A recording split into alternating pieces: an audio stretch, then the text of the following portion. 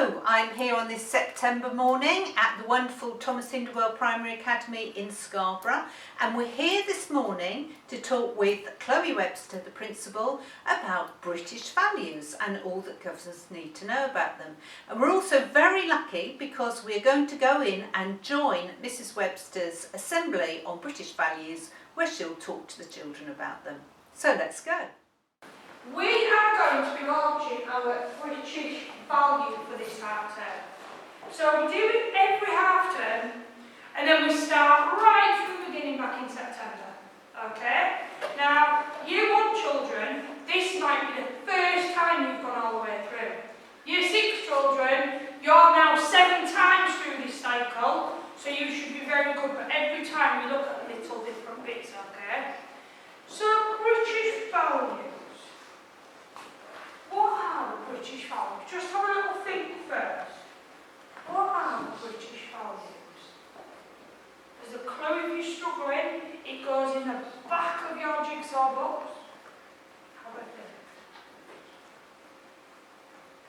Anyone know what any of the British values are? Thumbs to your chest. Matthew, do you have an idea? Yeah. Okay. And do I say all of them?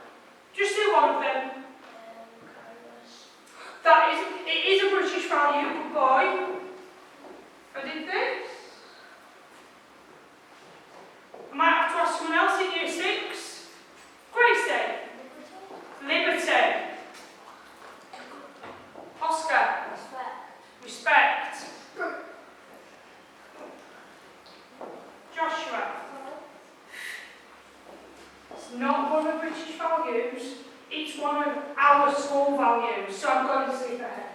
So, British values. So, once I start talking to this, I think you will remember some of these. So, there is 5 that we think about, because then it fits nicely with what we do in school. And then the 6th one, we do something related to school for our 6th half term. So, we've got hands up. Everyone put your hands up. In front of you. Because then you can remember only 5 fingers. So we've got rule of law. Rule of law. Year 6, you seem to have lost your hands. Put your hands up. You are included in this school too. Thank you. I'll start again. Rule of law. So that one is about us following the school rules. Making sure that we're not breaking the rules. Making sure everyone can live their best lives. Number 2, liberty. Liberty. So that is that you are given the freedom of choices. So you may be able to pick what you want for lunch. You may be able to pick who you want to play with. Sometimes you may be able to pick who you sit with. Okay? That's you being able to have a choice of what you do. Okay? Third one, respect. Respect. Respect is one that all of you are amazing at. It's one of our school values. It's something you might get shamrocked for. Okay? So respect, that is that we treat everyone equally, we treat everyone fairly, we treat everyone like we would like to be treated. That's one that everyone in this room is really good at. Number 4, tolerance. Tolerance. Another one of our school values. Okay? So that is that we, no matter what your religion is, your faith, your the colour of your skin, where you are from, who you live within your house, okay? We make sure everybody is valued in exactly the same way. And then the last one, democracy. Democracy. Okay, then I'll start those. So democracy is making sure that you have the right to express your opinion. If you want to decide that we should always come in free school uniform, we shouldn't have a uniform, then it's about us thinking about that together and maybe making a vote on it. So we're going to look a little bit more at democracy today, because it's this half-term value. So what is it? Basically, it's the right that your voice would be heard. So it might be that I have one person that represents the whole class. So just for example, it might be that Ryan is Year 1's captain. So if there's any issues in Year 1, I speak to Ryan, and me and Ryan sort it out, because he's listening to what everybody else in his class thinks, and he's come to me. Okay? It might be, just some examples on there, JLT. I'm going to go a little bit more into JLT and our junior leadership team and how we become a junior leadership member. Pupil voice. When we come round to you and look at your books, and we say things like, what is it like to be in this school? What is it like in your maths lessons with Miss Garcia? Okay? That's your pupil voice. So it's what you think, but it might be that you are representing everyone else. So you might want to say something like, maths is amazing in my class because my teacher's always hands-on, she's always got equipment out. To make it a little bit better, she might want to give us more challenges. Okay? So that might be your opinion or your class's opinion. How else? House captains. So I've taken the house captains down because the year 6 have left. So I've now got gaps, year 6, for new house captains. I will come to that in a minute. Parent Pure Voice surveys. So we send them out all the time. That's your parents' chance to have their opinion, to voice what they think. And parents' evening, so we come, we talk about it, but then they ask us questions and things. So, you have your right to express your views. You are allowed an opinion. You are allowed to work together as a class, as a house, as a group, however it may be, as teachers, as staff, to have a voice. So it might be that you think something in this building really needs changing. A fantastic example was a few years ago, we had a vote as a school, what would be better about the school? And everybody voted to make the outdoor areas better, to make the outdoor areas into these lovely areas we've got. Because before, they were just overgrown, they were a mess, but all of you voted and that's what you wanted, so that's what we did. So, democracy in the UK. Have a look. Do you recognise anyone on that screen? There's 2 people on that screen. Does anyone recognise them? Not sure. Okay, so when you're 18 and you live in the UK, which is where we all live now, you have a right to vote. You have a right to vote about who will be in charge of the country and who will be in charge of where you live. So Scarborough for us. Okay? Now, the lady is called Alison Hughes. She is our Scarborough MP. She's in charge of other places as well, but she's our Scarborough MP. So she's the person that if we really want our opinions heard, we can go to her and then she can put our opinions forward. Okay? So she's the person that represents every one of you, every one of the grown-ups and everybody that lives in Scarborough. Okay? The man on this side is Sir Keir Starmer, and he is our Prime Minister. He is the person that makes the decisions for the whole of the country. Okay? So, she's the lady we go to and she puts your opinion forward. The man is the person that will make all the decisions with a team, but he's the person in charge, okay? So, if we go to a local election, so there has just been a local election before the summer, and all of the grown-ups, anyone over 18 was voting, and they were voting who they wanted to represent Scarborough. Okay? That lady there won. That lady there is the person that in lots of people got the most votes who would be the best person to represent us. Alright? Oh, so what next? So year 6, coming straight to you. I've mentioned I've lost my house captains. They've gone. Don't have them anymore. So, it's now your chance to be the leader of your house team. So Harbour. Yeah? Who have you in Harbour? Oh, so they're the captains we could have in Harbour. Right, hands down for now. So, if you would like to represent your house, you would like to be the house captain, you would like to be the person that helps us organise events, you would like to be the person that meets with your house team and talks about what we can do to make the school better. Okay? If you want to do that, if you're thinking, yeah, I'm quite like that, then there is an application form. A bit like when we grow up a little bit further and we need a job. It's an application form. You've got to fill in the application form telling me why you'd be good, why you'd be the best candidate for this role. What you would do to improve this school that nobody else could do. Okay?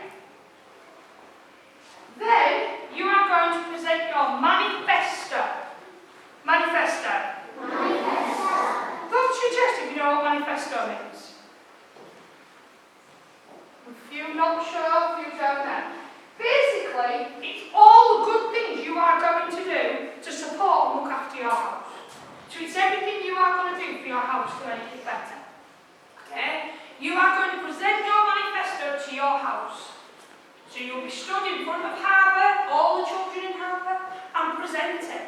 You'll be telling them everything you can do that's going to make a difference. Some of the year sixes look excited, some of them don't. It's absolutely fine. Then we will vote. So Harbour children, you will vote for who you would like to be your captain. Because that's democracy. Because if I just picked, it's just my opinion. If lots of people are picking and lots of people are voting, lots of people get an opinion, then we get the best fit for everybody. I might not be happy with who it is, but if the majority, if most people are voting for, let me just pick someone. I'm going to pick Mr. Charlesworth, so I'm not. So if I said, let's all the teachers pick, and we want the person to be in charge of the school. If most people picked Mr. Charlesworth would have to be in charge. Even if I didn't like that, it would have to be Mr. Charlesworth. Okay? So it's what fits most people. It's what most people want. So year sixes, that's for you. The rest of you, and year six, what's next? Sorry, Miss Webster, do the children need to present it to the whole school? No, they're just going to present it to their house. So Harbour is going to go to Harbour children. Right, okay, Yeah, Castle to So Castle we'll arrange children. that. Yeah. The voting for this is going to be 2 weeks today. So you've got a week to do it, a week to present it, and then we'll have voting after that. JLT. So lots of you have already been members of my JLT. Lots of you met with Mr. Kelly last year and talked about what we can do to improve school. You can be a JLT member again, or something you might want to do it. That's fine. But every single person in the room has the opportunity to become a JLT member. But we've got to make sure it's fair. So, to become a JLT member, you are the voice of your class. You are the person that I will come to and say, what's it like in year 1, 2? What's it like? Yeah. What can we do to make it better? What can we improve? What's reading like? So you might be the person I come to first. You might be the person I come to and go, you all have been working really hard. The attendance is amazing. What special trick could I make a difference? And what could I do that's a bit special because I'm so proud of the alumni? You might be that person. Okay? So you now need to think. To become a JLT member, you'll be asked to meet us once a fortnight in your lunchtime. You'll be asked to come and speak to us. We'll have lunch with you. We'll talk to you. What can we do to improve the school? What does your class think we can do to improve the school? What does your teacher think we can do to improve the school? Okay? You are coming with all of your classes' opinions, what they think. Alright? Then, you to become a JLT member, all you need to do by Friday is tell your teacher, I'd quite like to become a JLT member. Your teacher might talk a little bit through more with it, but it's fine. You all roughly know what it is anyway. Then, you will have an interview. So I'll ask you to come and see us. We'll ask you a few questions. Some might be easy, like what's your name? Who's your teacher? Some of them might be a little bit harder. We might ask you why you want to do it, what difference you could make. We might ask you, if you don't agree with all of your friends, how do you think you might deal with that? We might ask you some tricky questions, we'll ask you some easy questions too. And then we'll do a little interview, and then from there we'll do something called a shortlisting. We'll make it shorter because I can't have 20 people stood at the front of this room trying to be voted for. It'll all get a bit confusing. So I'm just going to use your class as my card, because they're right in front of me. So if 15 of you, because I don't know how many your class are, want to become a JLT member, You'll have a little interview with a member of SLT, and then I might pick the top 5. And then I might ask you to stand at the front, and then the school is going to vote. The school is going to vote for their JLT member in every single year group. Because then it's fair, alright? You need to think about who's going to be the best person for the role. I don't necessarily want you always picking your brother or your sister or your cousin or your auntie. Who might be the best person for the job to make year 1, 2 better, but also make the school better, have an impact on the school. This is about improving things. Because I can have an opinion and the teachers can have an opinion, but you are the people that sit there all day. You are the people that have to follow the rules. You are the people that do your reading and writing maths, and then we have some trips. What trips would you like? What would you like to see? What would you like to see us improve? It's your chance to have your opinion, okay? Who can I pick? Billy! What is our British value this half term? Say it a bit louder. Democracy. Democracy. So you'll be doing it in the back of your jigsaw books. As always, that hasn't changed. But you'll be doing lots in the next few days, I would have thought, about voting, about how to become, how to do a really good PowerPoint. Mr. Charlesworth, if some of yours, you might have to do a little bit of work around that. How to do a good speech, how to do a good interview, all life skills that would really, really helpful for all of you. Okay, so I thoroughly enjoyed watching that assembly on British values, and now it's time to go into Chloe's office and have a chat with her about how they deliver British values at Thomas Hindwell Primary Academy. So thank you very much, Chloe, for letting us come in and see your British Values Assembly this morning. Really appreciate that. If you don't mind, I'd just like to ask you a few questions about British values so it's really clear for governors. So the first thing I'm interested in is kind of just how long have primary schools had to teach British values? So they've been teaching it since 2014, but that followed on from the DFE guidance in 2011. So from 2014 they have been teaching it sort of discreetly within classrooms. You'll have seen in my assembly I talked about 5 different British values. There's actually officially 4, we just break one down in half just to sort of really focus in for our children. Okay, so am I right in thinking that it was linked to the prevent duty originally? Yeah, so it was linked in 2011, so that's sort of where it all started from, and then from there schools have sort of adapted it, moved on, and then you end up with an offer like we've got at Hindwell. Right, and you mentioned the DFE guidance 2014, Yeah. so there's some guidance there that governors could look at. Yeah, definitely. Brilliant. And I'm right in thinking that you have a duty to promote the British values, is that what you'd say? Yeah, so it's our duty, and it just ensures that the children that are leaving Thomas Hindwell and every school sort of have a wide range of understanding about the reasons behind the impact it has, and then when they go into the world they can have a positive impact on what they're doing through the actions and through what they've learned in primary schools. Brilliant, thank you. So how do you actually go about teaching British values? So obviously we teach it discreetly in the classroom, so it's part of our jigsaw lessons which all of our children engage with really, really well. But then on top of that we do all of the extra things, so the assembly that you've just seen today, we invite visitors in, so we've got a local MP coming in, and we try to tie it in with national events. So in September every year there's the National Democracy Day, which is why one of the reasons that we do democracy in the first half term, because it links to that as well.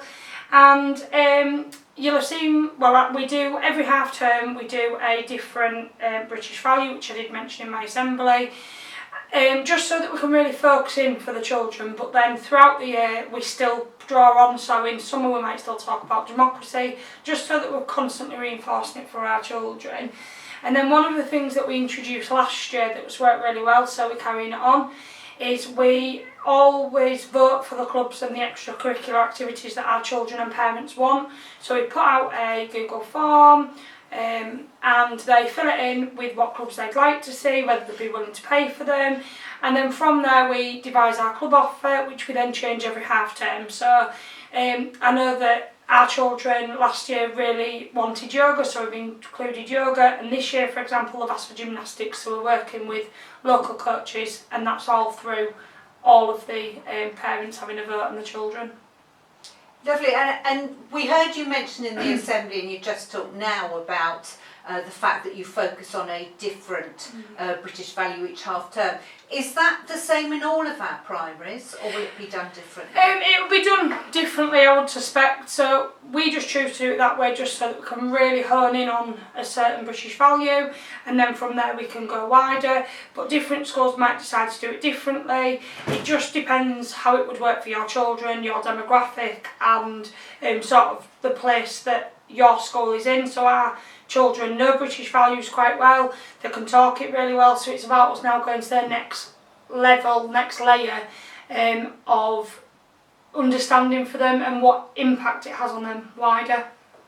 So my understanding from what you've said is that you teach it as part of the PHSE curriculum, which is called Jigsaw, is that right? Okay, so you teach it in class, but then also it sounds like there's lots of things that you do outside of class. Again, I think you mentioned in your assembly the junior leadership team. Yeah, so there's lots of opportunities for our children to sort of practice the British values, so we can talk about them but then putting them into action. So yeah, we have the junior leadership team, so that's a member of one child from each class that can represent their class. We have house captains, which are year sixes, and then eventually that is going to develop. Once we've got our year six house captains, we have year two vice captains, so that we're giving the Key Stage 1 children the opportunity as well. So it sort of develops throughout the year. So it's just really important that the children get the opportunity to work on what we've taught them and put it into practice rather than just looking at it and knowing how to live the British values rather than just knowing them. Okay, brilliant. Now I know that you had an Ofsted inspection last year, and I understand you're due one before too long again this year. So could you tell me how Ofsted actually look at British values, indeed if they do?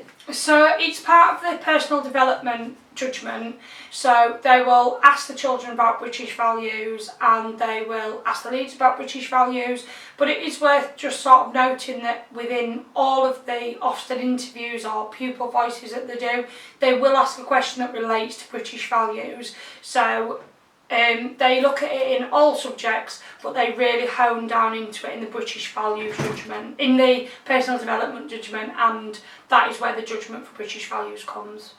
Okay, thank you. Oh, and one final question, Chloe. If the governor wants to come in and do a visit around looking at British values, how would you advise them to kind of organise that? So I would definitely recommend that they, at Thomas Hindwell, definitely recommend that they look at assemblies because it forms our assemblies. And then the pupil voice, staff voice, speaking to the JLT members, speaking to any child really, because they should be able to talk about how their voice is heard through their JLT member, and then also just looking at the environments in books, if there's any evidence based. So we've got books in our classrooms that our children all work towards, so snippets of this work from the subjects, that the lessons that they're taught in the classrooms go into this book, just to sort of give a little bit of an overview on what is happening within the classroom, and it also serves as a memory aid for the children in pupil voice. Okay, so can I just ask, because governors might not be familiar with that term, when you say pupil voice, could you just describe what that might look like for a governor coming in that hasn't got a school background? So it's basically you sitting with a child or a group of children and just talking. It's a little bit of a chat, but just working out sort of what the children think, what they feel, what they know. But it's really important that you put them at ease, because then you'll get a little bit more. And I would definitely recommend, if there is a book or something that the children can look at, it just sort of enlightens them a little bit, because we can't all remember what's happened throughout the year. So our children work really well looking at this book, and they can all talk about different parts of the book and what it means to them and how it affects them in everyday life. Thank you, Chloe. I think you made it really clear all about British values for our governors, and we really appreciated coming in and seeing your wonderful assembly today.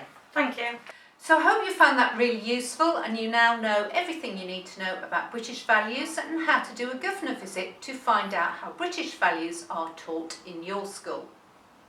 My name is Wendy Baxter. I'm one of the primary executive team at the David Ross Education Trust. If you have any more queries about British values, please don't hesitate to email me, wbaxter@direct.co.uk.